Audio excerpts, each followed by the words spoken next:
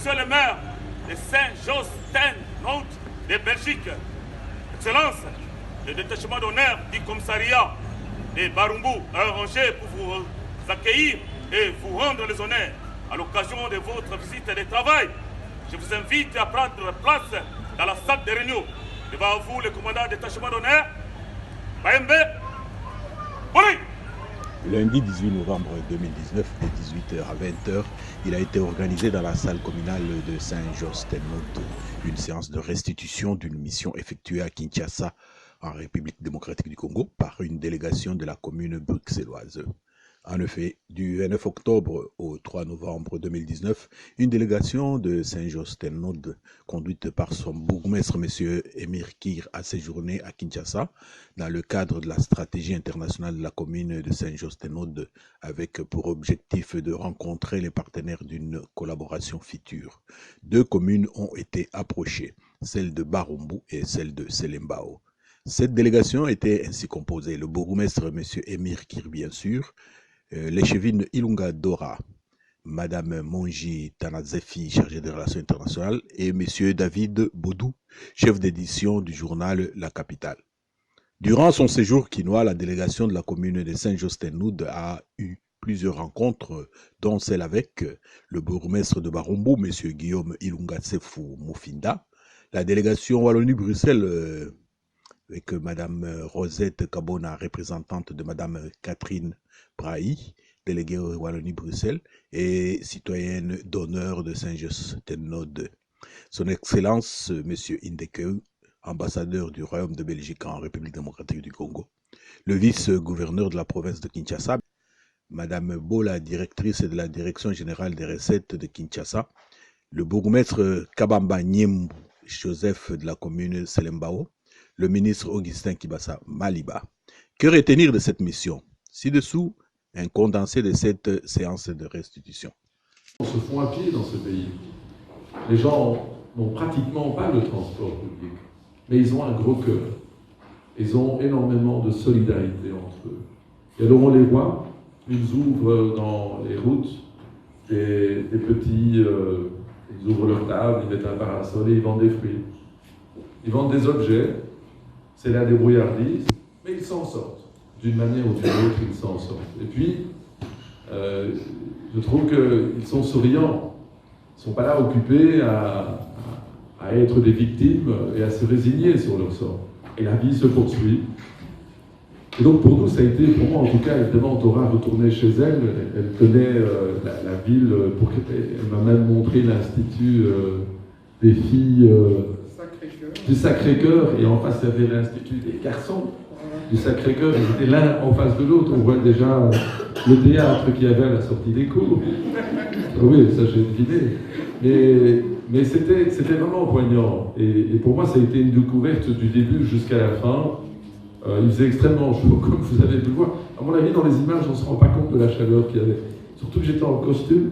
Je ne vous dis pas comment c'était. C'était chaud, 30 à 35 degrés, et quand c'est midi, je crois qu'on était au-dessus de 35 degrés très souvent. Mais on n'a rien senti. On était tellement heureux de découvrir quand on a vu ces maires, ces ministres, ces fonctionnaires, ces associations se mobiliser. Pour nous, on était extrêmement touchés. Nous avons rencontré des émissaires au niveau du gouvernement fédéral avec le ministre de l'Informatique. Nous avons rencontré le vice-gouverneur de la province de Kinshasa qui nous a assuré de son soutien et qui est très heureux que ces initiatives puissent exister. Et puis, nous avons procédé à la visite de la municipalité de Barumbu. Barumbu, c'est une municipalité de 150 000 âmes. Kinshasa, c'est 14 millions d'habitants. La ville de Kinshasa, c'est 14 millions d'habitants. C'est bien plus grand au niveau du nombre de population que toute la Belgique qui fait 11 millions d'habitants. Pour vous donner une proportion, Bruxelles, c'est 1,3 million d'habitants. Donc c'est plus de 10 fois la population de Bruxelles. Et Barumbu, ce sont essentiellement des gens dits de la région de l'Équateur, du Congo de l'Équateur, qui sont venus s'installer là-bas. Et je sais qu'il y en a dans la salle, parce qu'on a dit qu'il y avait pas mal de monde qui sont originaires de Barumbu ou de Selembao, donc on s'est quand même renseigné un peu. Et on a été très touchés par l'organisation de l'accueil et la volonté du maire de travailler avec la commune de Saint-Josse. On a visité la mairie, quasi tous les bureaux, je le disais, ils n'ont pas grand-chose. Puis il nous a fait visiter l'Institut scientifique universitaire où il y a 10 000 étudiants. On a été très impressionnés, et ça c'est une des constantes du Congo. Hein. Je le dis, les Congolais le savent, mais les autres ne le savent pas. Les Congolais sont des grands intellectuels. C'est vraiment des grands intellectuels, et malgré toute cette pauvreté, ils étudient. Et ils font des études supérieures pour beaucoup d'entre eux. Et nous avons été visiter une université de 10 000 étudiants. On a visité les lieux de recherche scientifique, on nous a montré des choses absolument incroyables dans le domaine des énergies renouvelables, du développement durable notamment. Nous avons visité le marché artisanal où on produit des chaussures fait main. C'était assez impressionnant que des gens essayent avec leur petit budget de construire des chaussures, de faire des sacs, de la maroquinerie. On nous a offert effectivement, parmi tous ces sacs, on nous a offert 2 sacs de couleur bleu et rouge, alors qu'il y avait du turquoise, il y avait du jaune fluo. On s'est dit, ils vont certainement nous donner du orange fluo. Non, non, ils ont mis un sac bleu et un sac rouge. C'est le destin. Et on s'est regardé, Dora et moi, en disant, voilà, il y a quelque chose derrière tout ça qui veut que... et puis on a terminé notre visite dans un lieu très connu des gens de Barumbu. C'est un bar-restaurant avec des animations la nuit qui est ouvert 24 heures sur 24. Et c'est là qu'on m'a dit qu'il y avait un petit repas, un petit mets, on nous a apporté de la chair. Alors, je le dis pour les non-congolais, parce que les Congolais, je suis maintenant un peu congolais, vous voyez dire. Parce que déjà, ça fait un petit temps qu'on m'appelle parfois papa dans le chef de certains, mais j'y reviendrai. Et à un moment, est arrivée la chair.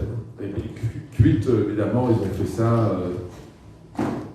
J'avoue que je n'avais jamais mangé de chèvre jusque-là. Et je me demandais si ça se mangeait. Parce que moi, c'est plus le lait, le fromage, mais je n'étais pas du tout dans... On s'est un peu regardé, et puis je me suis dit, bon, ça a son goût, hein. Il faut aimer. Allez, ceux qui aiment le mouton, ça va. Mais il faut s'accrocher quand même, c'est du lourd. Par contre, j'ai adoré le Vitalo. Moi, je suis un fan de Vitalo, et donc, chers amis congolais, si vous passez à Saint-Joseph, vous pouvez déposer une bouteille de Vitalo chez le bourgmestre. C'est quelque chose d'unique au monde. La grenadine congolaise, il n'y a pas. Il n'y a pas de comparaison. Je n'ai jamais goûté ça ailleurs, sans parler évidemment de tous les fruits, enfin les sodas à l'orange de là-bas, avec les fruits de là-bas, vous imaginez.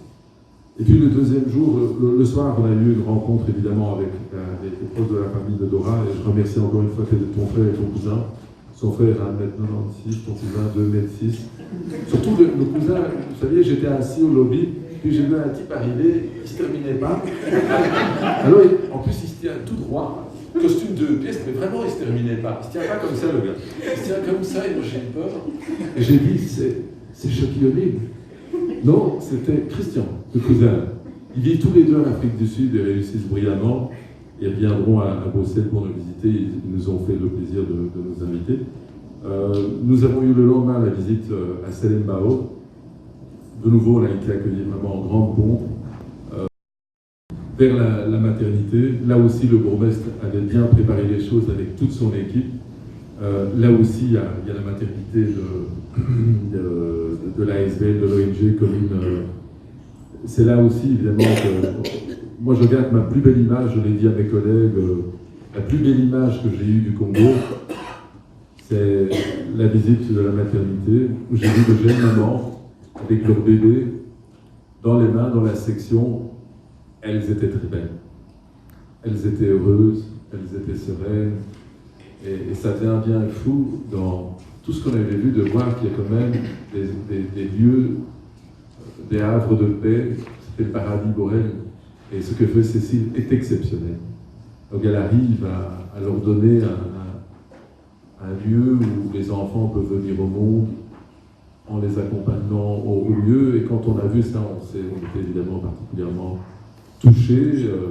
Et puis il y a eu ce que vous avez vu dans la presse, que David n'a pas manqué de rappeler, se retrouver avec un bébé dans les bras où la maman a demandé si elle pouvait mettre un prénom, alors c'est des traditions congolaises. Voilà, donc je disais, maintenant je suis réellement papa ou parrain. Voilà, c'est très émouvant. je vais vous dire, moi je sors de cette visite. Oui, je voudrais quand même dire un mot sur le 3e jour. J'avais 6 ans quand je suis allé, quand je me suis réveillé en milieu de nuit avec mes parents pour regarder le match de Mohamed Ali. Bon, j'avais rien contre Foreman, mais on était tous quand même pour Mohamed Ali. Et de plonger dans cette histoire d'il y a 50 ans après, parce qu'on était là juste 50 ans après. C'était le 29 octobre 1974, le combat dit du siècle, au combat de la jungle. Et donc on a replongé dans l'histoire de Mobutu, on a replongé dans l'histoire, ce que les Congolais appellent le retour à l'authenticité, c'est-à-dire de retrouver un peu les origines congolaises. Bon, il avait appelé le pays le Zaïre pour vraiment être fier de l'identité. C'était très émouvant, et puis d'apprendre qu'avant le combat, tous les artistes afro-américains étaient là-bas, à savoir Aretha Franklin, James Brown, qui d'autre Si, il y avait d'autres, ça reviendra. Et puis aussi des artistes latinos de l'époque, étaient tous là pendant un mois. Et le combat a été reporté, il était au départ prévu en septembre, mais il y avait eu un problème avec l'arcade de Foreman à l'entraînement, ils l'ont reporté d'1 mois. Et d'entendre l'histoire de ce combat, de sa préparation du combat, d'un journaliste, tu vas dire le nom. Kabala Mwanamboui. Voilà. Alors, Kabala Mwanamboui. Mwanamboui. Écoutez, ce monsieur, on peut que voir ses paroles. Je vous disais, les Congolais, c'est vraiment des intellectuels. C'est des grands intellectuels. C'est un talent fou, pas assez reconnu à mes yeux. On l'a écouté, il faisait partie du comité organisateur pour Mobutu pour organiser ce combat avec ses amis. Ça a été un grand succès, un succès mondial, qui a permis au monde de mieux connaître le Congo, mais aussi d'épouser le combat, je dirais, de Mohamed Ali, qui se battait contre, je dirais, l'oppression dans ce pays. Dans ces années-là, je rappelle qu'il y avait énormément de discrimination, il y en a encore malheureusement de nos jours, mais rares sont les hommes qui abandonnent tout pour un combat. Il a été interdit de pouvoir faire son activité professionnelle. Et il a choisi, parmi d'autres, il a choisi ce combat-là en Afrique, au Congo, pour se relancer. C'est quand même incroyable. Et dans l'histoire, Mobutu, qui avait fait le choix de l'Égypte face à Israël, dans le combat israélo-égyptien, était un peu parmi les pays isolés. Et donc il avait aussi choisi stratégiquement ce combat pour relancer un peu le Zaïre de l'époque. C'était intéressant de redécouvrir tout ça. Et puis, grâce aux frères de Dora, nous avons eu la chance que Déo, l'entrepreneur qui fait la restauration du stade, nous a ouvert le port du stade. Et nous avons été les privilégiés, puisqu'ils le font dans la plus grande discrétion, dans le plus grand secret. Le stade va être totalement renouvelé avec 30 000 places. Et il va y bâtir un musée. Il a fait un appel dans les réseaux sociaux et a obtenu beaucoup d'objets d'époque en lien avec Mohamed Ali. Pour nous, c'était vraiment touchant, parce qu'on était dans les vestiaires, par exemple. Alors, on voyait encore les différentes poutres qui avaient été faites, qui avaient été installées à la demande de Mohamed Ali pour s'entraîner avec les sacs. Donc on était là, moi j'ai évidemment été tout de suite sur YouTube regarder le combat, j'ai été voir tous les détails. C'était pour nous émouvant parce qu'au-delà de la visite, il y a quand même un combat qui est un combat extrêmement important, qui est le combat de la lutte contre le racisme. Et ce combat-là, je tiens à dire que nous l'avons aussi soutenu et nous le soutiendrons avec notamment toutes les actions que nous avons menées avec les associations de Saint-Josse, qu'elles soient congolaises et toutes les autres associations. Je rappelle que le lycée Guicudel, avec Noir Dessin pour Blanche Aspiration, avait fait une exposition exceptionnelle qui montre une autre histoire du colonialisme, qui montre une facette dont on ne veut pas parler, mais dont nous avons parlé. Et un des objectifs que nous avons avec Dora et l'ensemble du collège, c'est de soutenir une nouvelle didactique sur l'histoire de la colonisation et l'histoire de l'Afrique en général et du Congo en particulier. L'idée est de poser un autre regard. Et nous voulons le faire avec la Fédération Wallonie-Bruxelles, avec une ONG qui travaille avec nous et avec les autorités congolaises. C'est aussi un des projets que nous souhaitons porter. Parce que je pense que ce que nous faisons le 11 novembre, en rappelant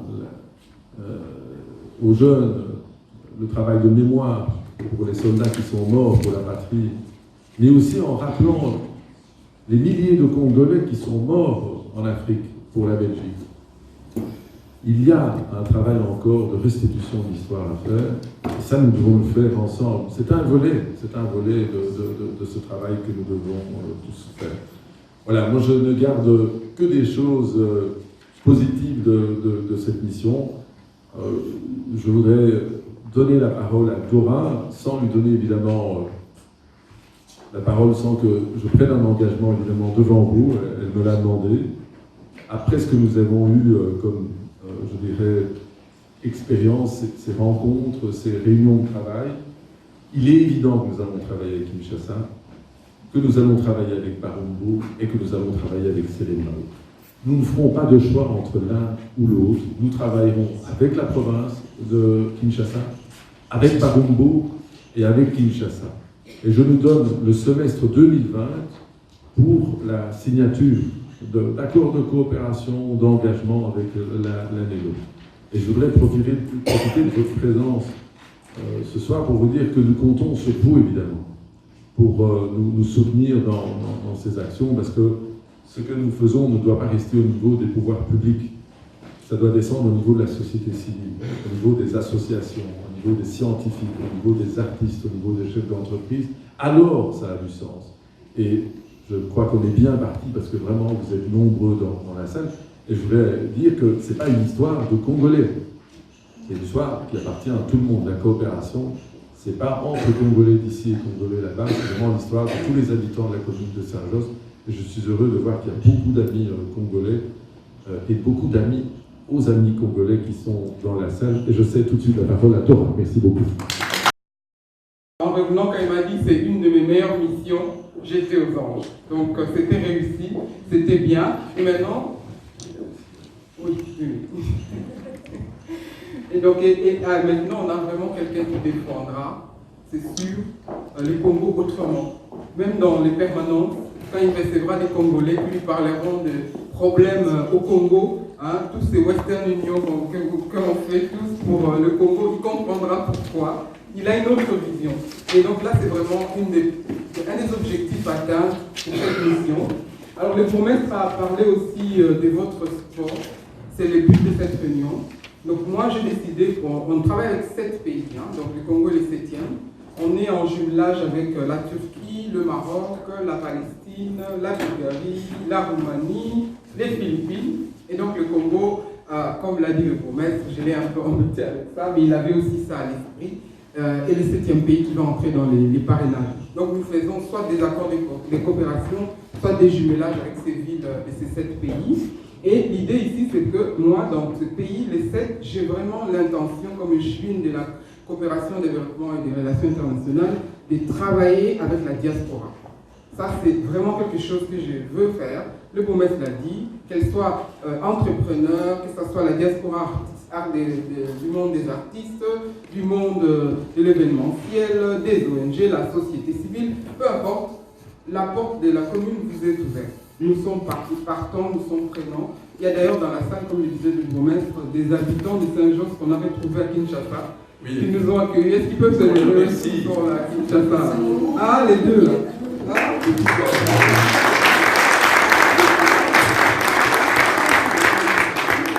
et il y a 3 ou 4 qui manquent. Hein. Oui. Ils sont toujours à Kinshasa. Ils n'ont pas fait comme nous, hein. Ils n'ont pas su partir. Et donc, moi, je voudrais vraiment, pour les prochaines missions, que ce soit pour le Congo ou les autres pays, de voir que la diaspora nous accompagne, que nos amis belges, que nos amis des autres pays qui ne sont même pas concernés par les partenariats que nous avons, nous accompagnent, qui nous accompagnent dans les propositions d'idées, dans l'expertise, dans des projets, dans toute une série de choses que vous pouvez, avec nous, voir ensemble. Donc, je suis vraiment contente aujourd'hui, pour moi, pour cette invitation, parce que c'est aussi rare d'avoir des feedbacks, des missions locales qui se font en partenariat avec les pays dont nous sommes tous les uns et les autres d'origine, parce que ça donne surtout une fenêtre sur ce que nous, comme diaspora, pouvons amener ou pouvons attendre de pouvoir amener, parce que les réalités dont vous avez parlé pourraient être aussi une qui rentre régulièrement.